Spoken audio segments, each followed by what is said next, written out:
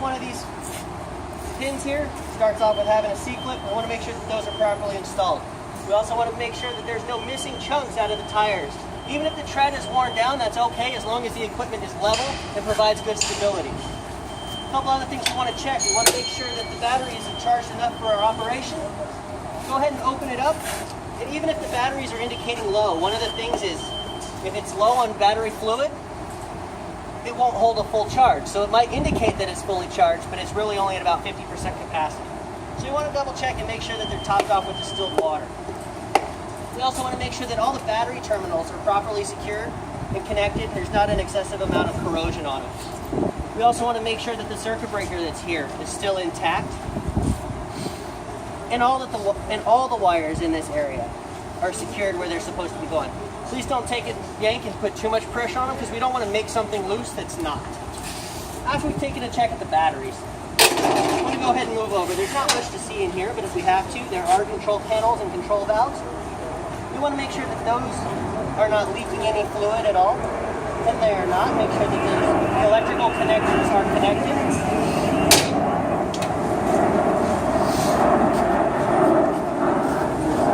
And we want to check the back tire, make sure it's not missing any chunks or anything out of it. Make sure that the cotter pins are installed, torque stripe is there. And once again, make sure that these C-clips are installed on this side. Notice the middle ones have bolts that go all the way through. We want to make sure that they're installed and the nuts are tight. As we're coming around, we're making sure that the railings are nice and straight and they're not going to fall off while we're operating. Make sure all the nuts and bolts are nice and tight. When we come to this side, we're going to make sure that there's no pinched hoses or anything like that that's immediately visible to us. A couple of them happen to have plastic spacers between them so that it's not metal-to-metal contact. Come around, checking the other tires, making sure it's not missing any chunks out of it.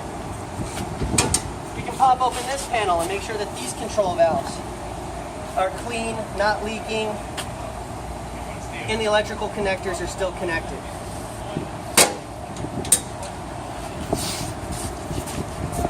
We can then pop open this panel.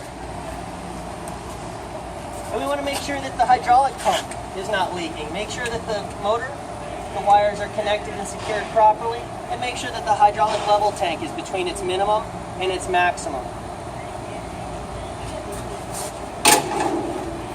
Make sure that the last tire is in good solid condition.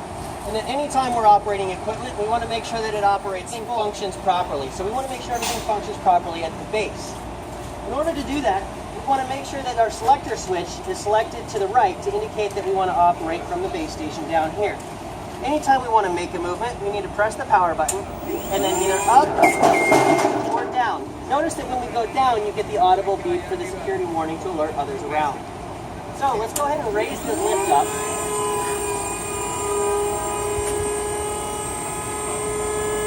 Put about 10 feet or so in the air, enough that it separates everything so you can kind of get an idea of what's there.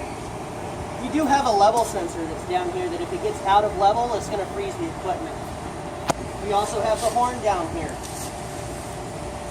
We want to make sure that the hoses that are going to the cylinder are intact and not leaking while it's up. And make sure any of the hoses or wires that are going up to the top don't look like they're getting pinched or binded in any sort of way. The other thing that we really want to make sure is we don't want anybody stuck up in the air, not able to get down. So before we go up in it, we want to make sure that we test the emergency release by simply pulling it out and making sure the hydraulic fluid leads off and the scissor comes back to normal level. Once we know that that operates, we'll start. Leave about 6 feet up there. Press the power button and make sure it lowers back down. That basically completes all the function checks of everything on the ground. We can then switch it over to make sure the control is all the way to the left and we have controls up in the basket. And then we can walk around, go up, and we'll test all the controls from the basket as well. If you're operating your scissor boom for the first time, you always want to take the time to go through and make sure that you read the operator's manual so that you know the full operation and limitations of the equipment.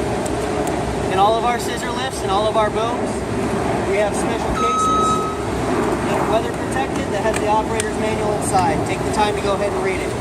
But as a general function, anytime you're going to start using the scissor lift, We've already done the walk around on the bottom to make sure everything is safe and secure. Once we find the position that we're going to be in and our overhead space is clear, we want to make sure that the emergency stop switch is up. And then we want to make sure that, especially with this scissor lift, it's equipped with additional outriggers. Because it's very narrow. So in order to make sure that those are fully extended and that the scissor is on a level surface, we'll make sure that we press down on the outrigger button at the same time that we squeeze the trigger and pull the handle to the back. You'll start to hear the outriggers go out, and then the platform will start to move around. We want to hold down the buttons, the trigger, and the handle until the platform stops moving and there's a loud, solid, audible beep.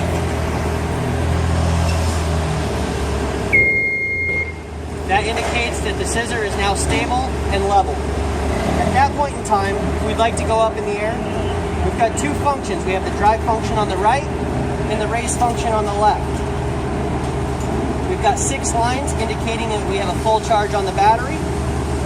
We want to go up in the air now that our outriggers are extended. We also have 4 green lights on, showing that they are extended. We want to click the raise button. At that point, we can squeeze the trigger, and it's proportional. If you push it forward a little bit, it'll go up slowly. If you push it forward a lot of it, it'll go up faster. Continue to hold it until you're up to the height that you prefer. And then you come back to center and you let go. You can then start to perform your work.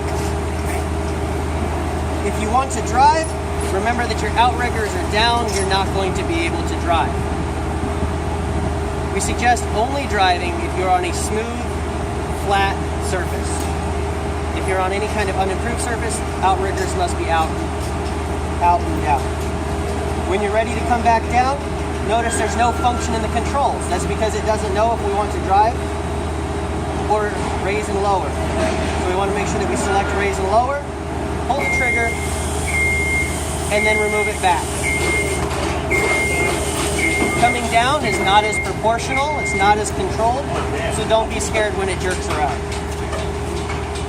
Once we're ready to raise the outriggers back up, just press the button, squeeze the trigger, push the handle forward. The platform will begin to move as the outriggers come back up and it comes back to its natural surface. Hold it down.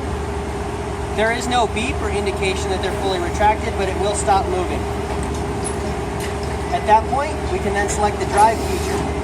We always have to squeeze the trigger.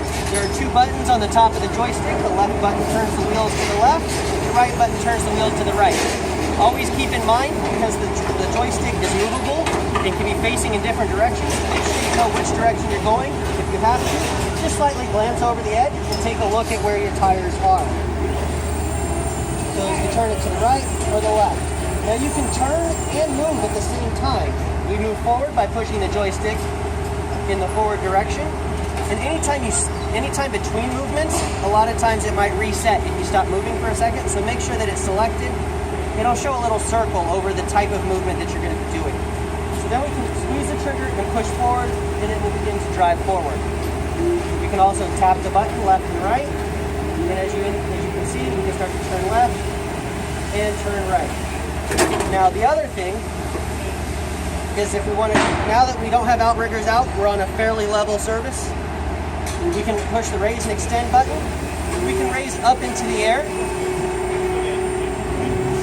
We're only going to take it up about 10-15 feet. Bring it to a stop. And then you can select the drive function, which will allow us to move while we're up in the air. But the amount of movement and the speed at which it moves is drastically reduced. So the higher up you go, the slower it will move to maintain its stability. When you're ready to go back down, simply press the down button and then again to go back down. It's always good to check it. It's always good to check and make sure that all these functions work before you get all the way up in the air. When you're done, make sure that you hit the emergency stop button and turn the switch off so that the batteries don't